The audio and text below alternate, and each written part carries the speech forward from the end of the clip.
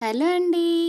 Day 2 తాతగారోళ్ళ ఇంట్లో ఎలా గడిచిందో నేనైతే ఈరోజు మీకైతే చూపించేస్తున్నాను చూడండి. ఫస్ట్ అయితే మార్నింగ్ లేవగానే వీళ్ళైతే చాయ్ బిస్కెట్ అయితే తాగారు. నేనైతే చాయ్ అయితే తాగాను.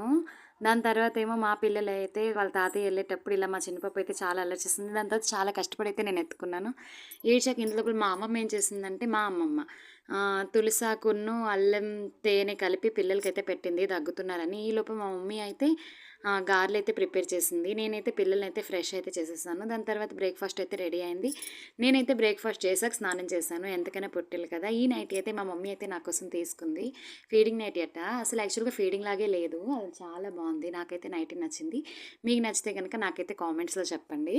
దాని తర్వాత నెక్స్ట్ థింగ్ ఏంటంటే వాటర్ మిలన్ ఇంకొక పీస్ ఉంటే హాఫ్ పీస్ అదైతే బాగా కట్ చేశాను. ఈ ఎండకైతే వాటర్ మిలన్‌కి బీట్ చేసింది ఇంకోటి ఏది లేదనిపిస్తుంది. అందులో కాస్త సాల్ట్ ఏసుకుంటే హైడ్రేట్‌గా ఉంటదని చెప్పి సాల్ట్ అయితే కాస్త యాడ్ చేసి దాన్నైతే అందరం తినడం అయితే స్టార్ట్ చేసాం. నాకైతే చాలా నచ్చింది.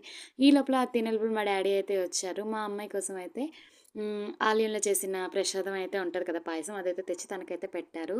లంచ్‌కైతే మండే కదా నిన్న యాక్చువల్‌గా మా మమ్మీ అన్నం, పప్పు, ఆవకాయ చేసింది. దాని తర్వాత కాస్త రెస్ట్ తీసుకొని ఈవినింగ్ అయితే మా మమ్మీ అయితే అప్పడాలైతే వేపింది సగ్గుబియ్యంవి. దాని తర్వాత మా డ్యాడీ అయితే వచ్చే టైంలోనైతే ఆరెంజ్ జ్యూసెస్ అయితే తెచ్చారు. తాగాక నైట్ డిన్నర్‌కేమో పూరి, ఆలు కర్రీ అయితే ప్రిపేర్ చేసింది. దాని తర్వాత ఫ్రెష్ అయిపోయి సమ్మర్‌కి కూల్‌గా చిల్ అవుతూ ఏసి ఏసి పడుకొని పోయాం.